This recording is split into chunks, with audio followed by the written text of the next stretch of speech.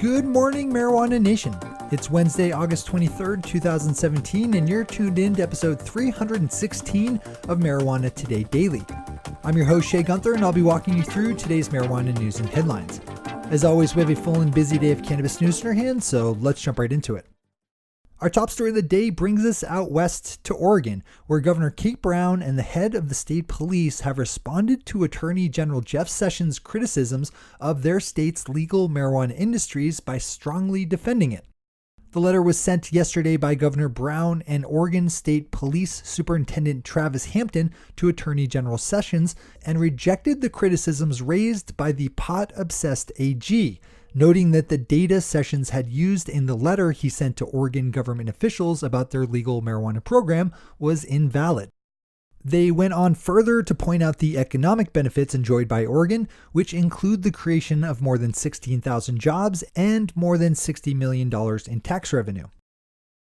Gage Peak over at Leafly picked up on the news out of Alaska that the proposal to allow for public consumption in participating businesses was back on the table after being kicked around for more than a year by the Alaska Marijuana Control Board. This is another one of those issues that keeps popping up back in the news, as Alaska government officials came close to allowing businesses to offer space for customers to consume cannabis earlier this year, but fears of a Trump crackdown squashed any such moves. The proposal set to go before the board would let businesses set up space for customers to consume on site and is up for public comment through October 27th. Swing over to Leafly to find all the ways to submit your thoughts if you want to share. As always, we have all the news we cover linked to on our website at mjtodaydaily.com and on our Twitter account at mjtodaydaily. Our final top story of the day is the huge round of funding currently underway by marijuana industry giant Privateer Holdings, corporate overlords of brands like Leafly, Marley Natural, and Canadian licensed medical marijuana provider Tilray. Geek Wire is reporting that Privateer Holdings has secured $58 million in funding as part of a larger round that will close between $100 and $150 million. While the company has not released any details as far as their current valuation, they did go out at their last round valued at $500 million, so it's possible they're creeping up towards the big B this time around. One thing's for sure though, the money is getting bigger. Those are our top stories for today. It's time for Marijuana Today Daily Headlines Blitz.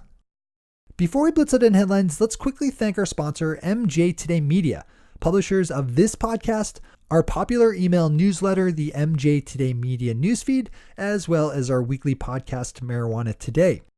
If you haven't tuned in to Marijuana Today yet, you are missing out. Each hour-long weekly episode does a deep dive into the top stories swirling around this dynamic industry of ours. Between this podcast and Marijuana Today, you'll be fully kitted out to tackle whatever angle you're going after in legal cannabis. Make the most of your time and energy by stocking up on all the news and information you need to know. Open up mjtodaydaily.com, mjtodaypodcast.com, and mjtodaymedia.com for all the things we do. All right, time for the blitz. Tom Angel over MassRoots has a good roundup of the various pieces of marijuana legislation in the works at the federal level, with the crown jewel of proposed laws being the legislation protecting state legal medical marijuana from federal persecution. Swing over to Tom's piece at MassRoots for all the details on this one. Our next two stories come as a pair, as both concern Canadian medical marijuana provider Maricann. First up is news that the company is raising up to $35 million Canadian in funding, or just under $28 million US. The money will be used to fund their ongoing operations as well as their expansion plans, which include a foray into the German market. Next up is news that Maricann is acquiring NanoLeaf Technologies, a company specializing in biotechnology, for $38.5 million Canadian worth of stock. NanoLeaf Technologies has a number of patented products in their portfolio built around pharmaceutical delivery mechanisms, including a standardized dose soft cannabis gel capsule that uses nano dispersion to release cannabinoids. Edibles and marijuana products manufacturer Dixie Elixirs has voluntarily recalled a number of products off the Colorado legal marijuana market after discovering that they potentially include non-food grade essential flavoring oils. In all, the company is pulling 4 adult use products and 2 medical products, all mint, tablet, and chocolate bars.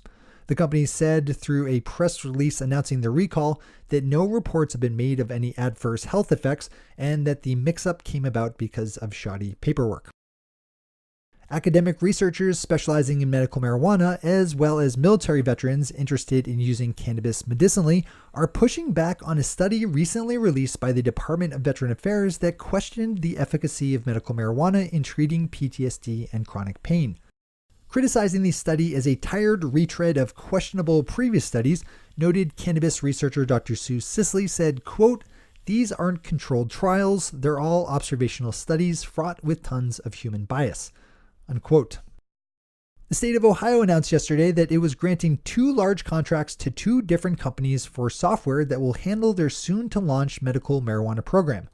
The company Metric was awarded a $1.2 million contract to build the system for tracking marijuana from seed to sale, while Persistent Systems will get $574,000 to build the online licensing system for growers, processors, testing labs, and all industry employees. If all goes according to plan, the state system is set to go online next September. And finally for today, BuzzFeed News has a great long-form piece up that looks at how hospice workers at the Connecticut Hospice are experimenting with medical marijuana as a way to ease the pain and suffering experienced by their patients as they go through end-of-life care. Seeing as death is one of those things, like taxes, that we will all have to deal with someday, it's pretty important that we fully explore all the ways that medical cannabis can help people on their way out of life. If there's one story that you open up and read today, it should be this one. Those are the headlines and news for the day. I'll be back with you again tomorrow morning with another information-packed episode of Marijuana Today Daily. But in the meantime, if you have any stories to share or feedback to give, zip us an email to headlines@mjtodaydaily.com. And while you're clicking around the interwebs, swing over to our Twitter account at MJTodayDaily and visit our website at mjtodaydaily.com to find links to all the news we cover. Thanks to our sponsor, MJ Today Media, and to all of our awesome patron listeners for the support that makes this show possible. To join the illustrious ranks of the patron listeners yourself, swing over to our website at mjtodaydaily.com and click on that big blue button at the top of the page that says, Become a Patron. I'm your host, Shay Gunther. Thanks for tuning in and starting your day with Marijuana Today.